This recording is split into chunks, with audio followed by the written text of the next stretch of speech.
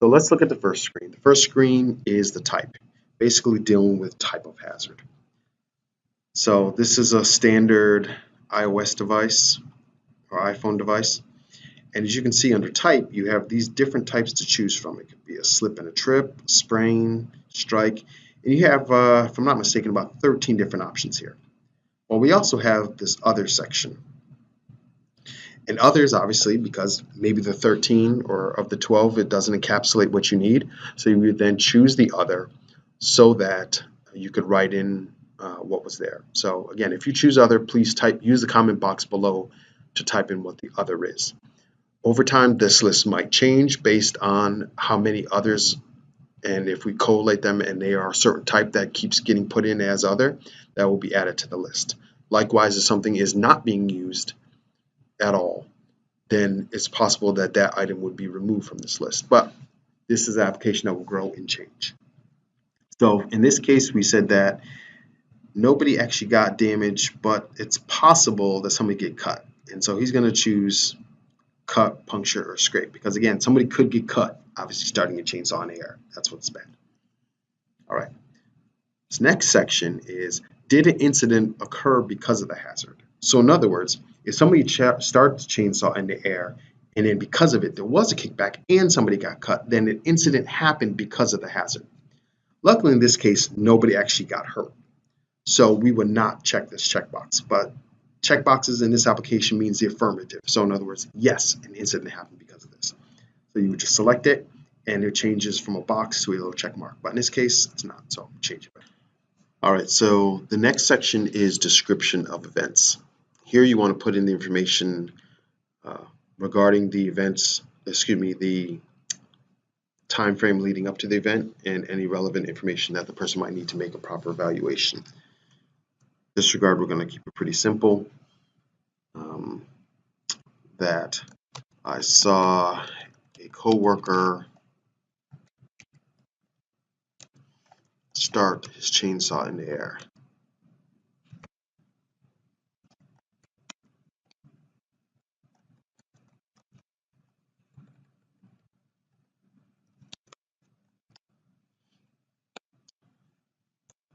And I also know that our group has been warned about doing these type of shenanigans prior. So I'm just going to say that I know we had been warned prior.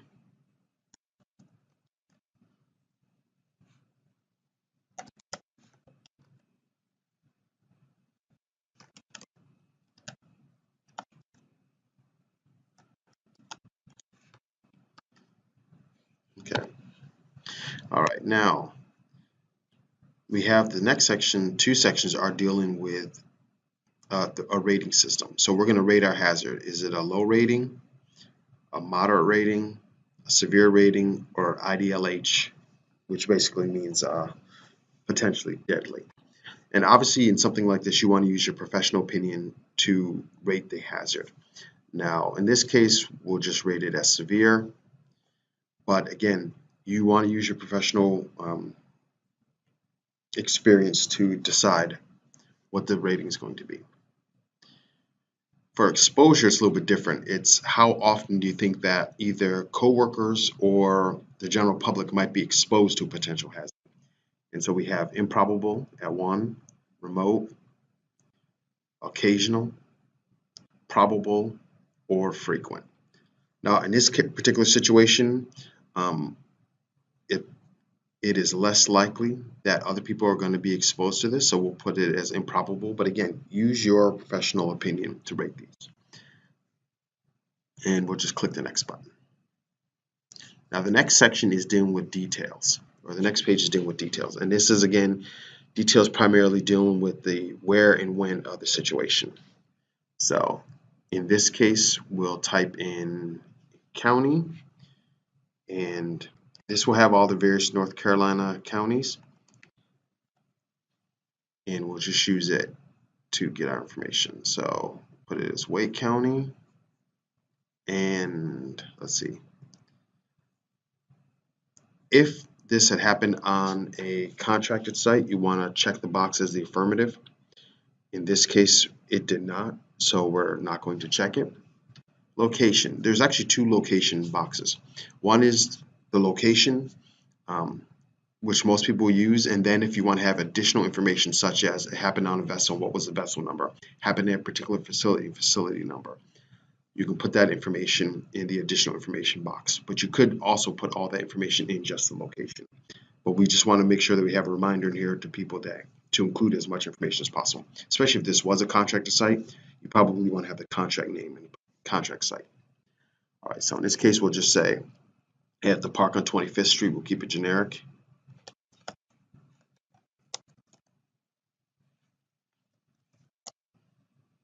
Oops. Okay. Now, what I will say, maybe not in this situation because it's something that was done as opposed to a hazard like we might cover where a floor tile was up or a tree had been downed. You're going to want to include information for someone to be able to come through and find where that hazard might be. So if it was at the park, you might want to say on the Douglas Street side in the southeast corner or something of that nature. So that would be easier for somebody to find if they had to go and locate this hazard to do a proper evaluation. So include all the information you would want included if you were trying to find something. And then we'll pick the date. So we'll choose today's date. And okay. Now the last screen is related to all the contact information. Everything in here, except for the division, is really information that could be left blank. It's anonymous. So we have the different divisions in here, but we also do leave space for you to put unknown or unspecified. Again, if you really want to be anonymous and you don't even want to say what division it is in, you can leave this as unknown or unspecified, and it will go to the general SRM mailbox, and then it will be distributed from there. But of course, again, if you don't do things like the county, where it was, when it was, it's going to be very difficult for anybody to know who to contact about this. So, for instance, this gentleman, he put down that it was at the park on 25th Street. He put Wake County.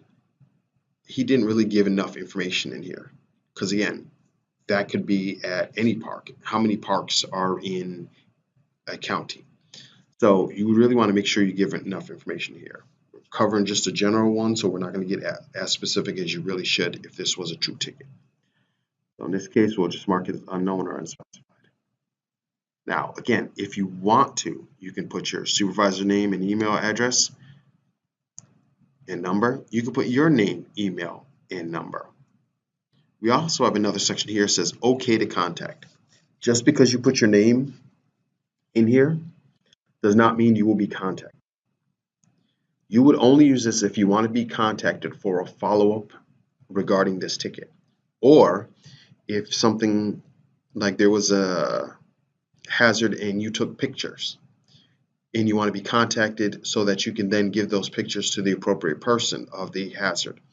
You would also mark okay to contact. He doesn't want to be contacted. He wants it to be anonymous. So he's not going to fill in any of this information, nor okay to contact. And then he's just going to hit the submit button. Now, as you can see, it says your report is being submitted, and you get this little thank you. Now, on here, we do have the 800 number or the 866 number to call as a follow-up. This number is also available to people who do not have smartphones, but will be using this to actually report a hazard. And so again, we're saying that we appreciate that you're doing this because this is essential to keep all of us safe in North Carolina and keep your fellow coworkers safe as well.